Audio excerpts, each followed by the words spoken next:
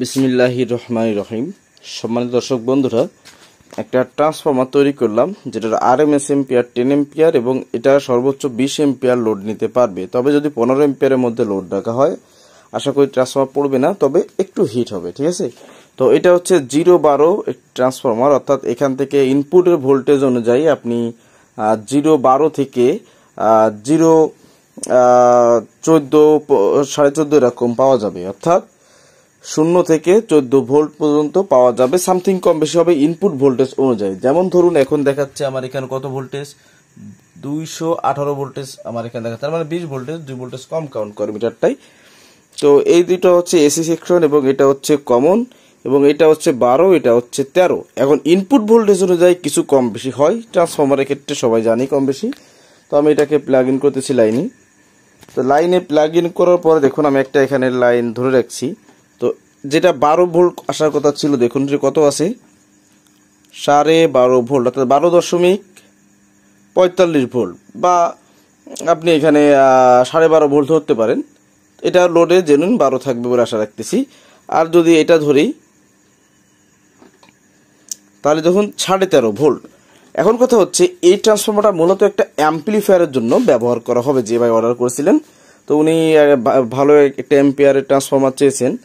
তো যাই হোক, এখন কথা হচ্ছে এটার যে কোডটা আছে, কোডটা বেশ হেভি, এবং এটার প্রাইমারিতে ব্যবহার করেছি 22 নাম্বার তার, সেকেন্ডারিতে ব্যবহার করেছি 14 নাম্বার তার। ঠিক আছে, তো এখন আসুন আমি কারেন্টের ভোল্টেজটা একটু বাড়িয়ে দিই।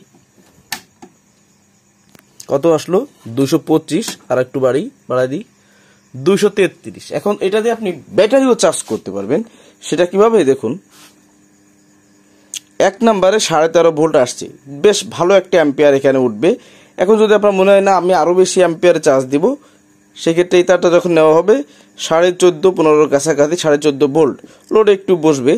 সবকিছু মিলে এটা দিয়ে আপনি চাইলে ব্যাটারিও চার্জ করতে পারবেন, আপনি চাইলে অ্যাম্পলিফায়ারও চালাতে পারবেন। তো 1-in-2, অর্থাৎ এই একটা দিয়ে দুইটা কাজ চালানো সম্ভব।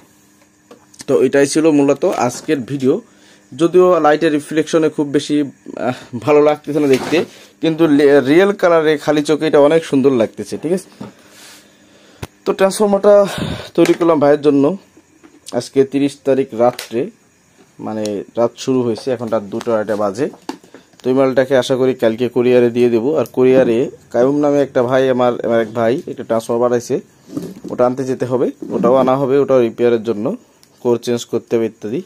তো এটা হচ্ছে বিষয়। তো কেমন লাগলো ভিডিওটা অবশ্যই জানাবেন। আর এখানে কিন্তু আমি উপরে হিট পলি দিয়েছি, এবং ভিতরে এই যে ফাইবার টেপ ছিল, এই যে ফাইবার টেপ দেখছেন, ভিতরে কিন্তু অবশ্যই ফাইবার টেপ, উপরে এটা দিয়েছি বেন্ডিং এর জন্য, ভালো লাগে দেখতে ইত্যাদি। ঠিক আছে, তো আজকে ভিডিও এই পর্যন্ত। আর যদি এরকম কেউ ট্রান্সফর্মার চান, করে নিতে চান, সর্বোপরি একটাই কথা, আমি ট্রান্সফর্মার দামটা একটু বেশি রাখি, এর অবশ্যই কোনো কারণ আছে, এটা ব্যাখ্যা করলাম না, ভিডিও অনেক বড় যাচ্ছে এমনিতে ছোট টপিক নিয়ে।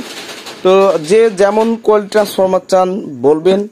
যদি হাই কোয়ালিটি চান, যেমন ধরুন এই ট্রান্সফর্মারটা কোর ওয়েট আছে প্রায় 2.5 কেজি বা সামথিং প্লাস মাইনাস, এই একই নাম্বার তার যদি 5 কেজি করে পেঁচাইতাম, তো এর থেকে আরো কিছু বেশি ওয়াট বাড়তি পাওয়া যেত কোরের কারণে। কারণ কোর যত বেশি হবে ওখানে ম্যাগনেটিক ফিল্ড ইফেক্ট তত বেশি উৎপন্ন হবে বলে আমরা জানি। তো এটাই ভিডিও। আল্লাহ হাফেজ।